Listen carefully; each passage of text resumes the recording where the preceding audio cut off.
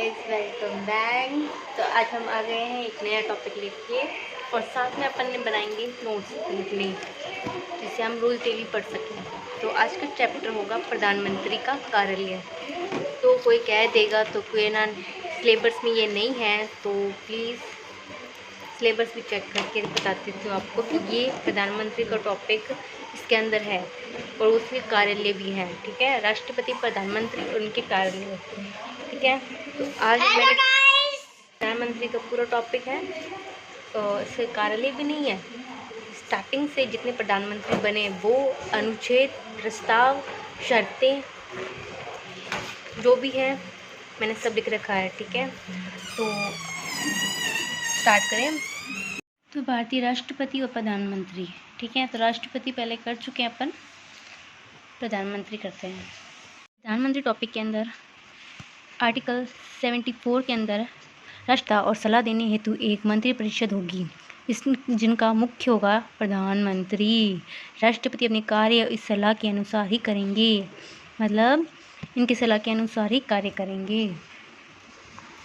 और ये मैंने नोट लिख रखे हैं जो शायद बुक्स में भी मिल जाएंगे आपको, लेकिन मुझे नहीं लगता बुक्स में मिले या ना मिले। 42वें संविधान संशोधन के द्वारा आर्टिकल 74 में ये सब प्रावधान किया गया था कि राष्ट्रपति को मंत्रिपरिषद की सलाह के अनिवार्य रूप से मानी होगी। ठीक है, और ये 44वें संविधान संशोधन से समाप्त कर दिया गया है। ये देख लो, अनिवार्य रूप से समाप्त कर दिया गया है। 44वें संविधान संशोधन द्वारा अनुच्छेद 74 में ये भी प्रावधान किया गया है कि राष्ट्रपति मंत्रिपरिषद की सलाह को एक बार पुनः विचार हेतु भेज सकते हैं और पुनः विचार पश्चात यदि पुनः सलाह दी जाए तो राष्ट्रपति इस सलाह को अनुसार ही कार्य करना होता है। और ये केटी शाह प्रधानमंत्री का उल्लेख नहीं करने का प्रस्ताव रखा था। तो क्वेश्चन पूछ सकते हैं कि प्रधानमंत्री के पद का उल्लेख नहीं करने का प्रस्ताव किसने किया, तो ये थे केटी शाह। ठीक है, और ये भी नॉर्मली है, ये तो प्रोफेसर केटी शाह। राष्ट्रपति प्रधानमंत्री को नियुक्त करेगा। प्रधानमंत्री लोकसभा में बहुमत दल का नेता होता है। इनकी योग्यता संविधान उल्लेख नहीं है, लेकिन उन्हें लोकसभा बहुमत दल का नेता होना चाहिए। ठीक है, ये प्रोफेसर केटी शाह ये बहुमत दलों का सदस्य प्रधानमंत्री से नियुक्ति करेगा, ये भी प्रस्ताव दिया था केटी शाह ने। राष्ट्रपति लोकसभा के बहुमत दलों का राष्ट्र सदस्यों का में से प्रधानमंत्री की नियुक्ति करेगा। ठीक है, ये सारे प्रस्ताव है। और प्रधानमंत्री की सलाह पर ही राष्ट्रपति अन्य मंत्री की नियुक्ति करेगा। और राष्ट्रपति मंत्रियों को ही शपथ दिलाते हैं। मंत्रियों के द्वारा ली जाने वाली शपथ या प्रतिज्ञान का उल्लेख अनुसूची 3 में है। ठीक है, ये सारे मैंने नोट लिख रखे हैं। सभी मंत्री पद एवं व गोपनीयता की शपथ लेते हैं, इस नोट के अंदर है। ये थोड़ा नोट्स लिख रखे हैं मैंने कि ये किस शपथ में है। गोपनीयता शपथ मतलब के मंत्री पद की शपथ के अंतर्गत ही संविधान के प्रति श्रद्धा, निष्ठा, भावना, प्रभुत्ता, अखंडता, कर्तव्य की श्रद्धापूर्वक शुद्ध अंतःकरण निर्वहन शपथ लेते हैं। सभी मंत्रियों भय या पक्षपात, अनुराग, देश बिना संविधान, विधि और प्रति न्याय की शपथ लेते हैं। ठीक है, और जब वो शपथ लेते हैं वह प्रत्यक्ष अप्रत्यक्ष रूप से किसी को भी साझा नहीं करेंगे।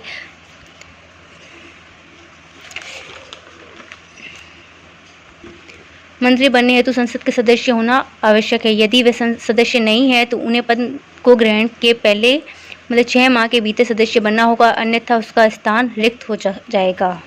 ये देखिए, फिर आ गए हैं सिब्बल लाल सक्सेना का भी प्रस्ताव आया हुआ है यहाँ पे कि लोकसभा को निर्वाचित सदस्यों को ही नियुक्त किया जाना चाहिए।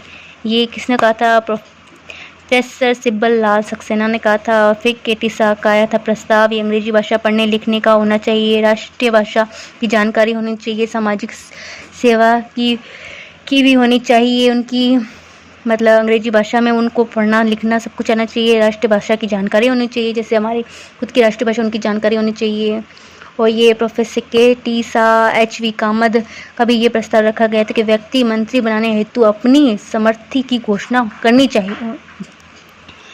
ये सारे इतने प्रस्ताव रखे हुए हैं, जो भी संविधान के अंदर जो अनुच्छेद बहस हुई थी वो सारे मैंने इसके अंदर नोट्स बनाए।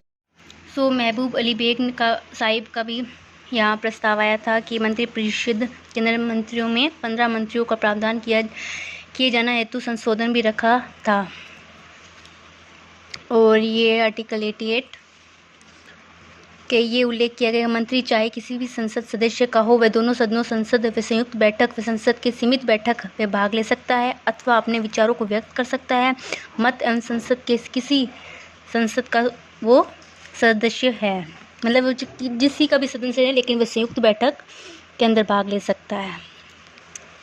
तो ये सारे नोट्स है, ये मेरे आर्टिकल 71, 71 है, 77, 72 है, ये सारी, और ये 78 है। इसमें क्या है, प्रधानमंत्री का कर्तव्य है, 1 पहले का 1, 2, 3 ये सारे हैं। ये मंत्रिपरिषद है, ये कैबिनेट मंत्री है, ये राज्य मंत्री है, इन सारे सब कुछ कर रखा है। मैं राज्य मंत्री, उप मंत्री, और ये जो उप प्रधानमंत्री है इन सब की देखो मैंने डेट लिख रखी है, ये कौन से सन में आए थे और कौन से सन में गए ये भी लिख रखा है मैंने, और लास्ट में जो कौन रहा था वो भी लिख रखा है। ये प्रधानमंत्री की भूमिका, और ये इनके अन्य कार्य, और ये मंत्रिमंडलीय समितियाँ,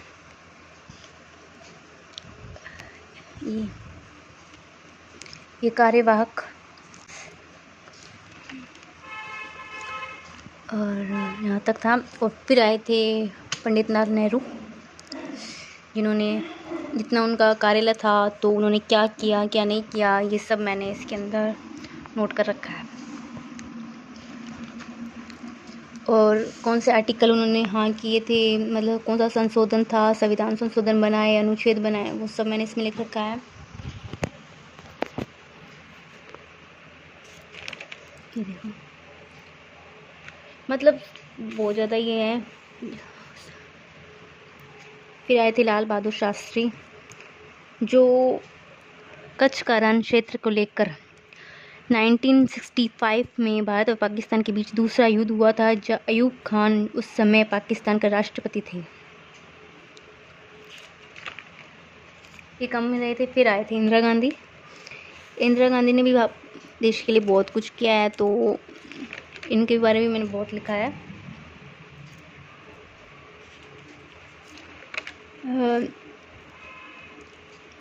ये देख लीजिए।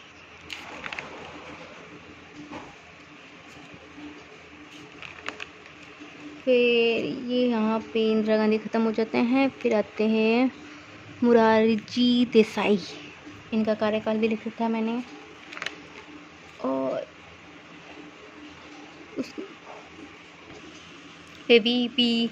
नरसिम्हा राव, इनके बारे में लिख रखा है। जितने प्रधानमंत्री हैं उनके बारे में मैंने लिख रखा है। अटल बिहारी वाजपेयी के बारे में, डॉक्टर मनमोहन सिंह के बारे में, और इनके बारे में भी बहुत ज़्यादा क्लियर लिख रखा है। ये इन्होंने ऑपरेशन पराक्रम चलाया था। फिर ये डॉक्टर मनमोहन सिंह के बाद आए थे नरेंद्र मोदी, ये पूरा लिख रखा है। और जहाँ तक अभी तक कुछ हुआ है, जितना भी उन्होंने किया है, तो मैंने वो सारा लिख रखा है यहाँ पे। आपातकालीन वरिष्ठ पत्रकार कुलदीप नैयर ने इनसाइड स्टोरी ऑफ इमरजेंसी नामक पुस्तक लिखी थी। तो जब आपातकालीन लगा था इंदिरा गांधी के टाइम, तो कुलदीप नैयर ने ये पुस्तक लिखी थी। भारत के बांग्लादेश के बीच गांव की अदला बदली हेतु भी 1974 की भूमि की सीमा का समझौता हुआ था। मतलब मैंने सब पूरा डिटेल से लिख रखा है। राजीव गांधी, उनके बारे में बहुत लिख रखा है। एक एक लाइन से मतलब कवर कर रखा है मैंने। ये थे मेरा ये प्रधानमंत्री का टॉपिक। अब मैं पूरा डिटेल से तो आपको कैसे समझाऊँ, तो साथ में शॉर्ट नोट्स मैंने बनाए नहीं, क्योंकि अभी मैंने आपको टॉपिक दिखाया है कि ये मेरा प्रधानमंत्री का टॉपिक है, ठीक है।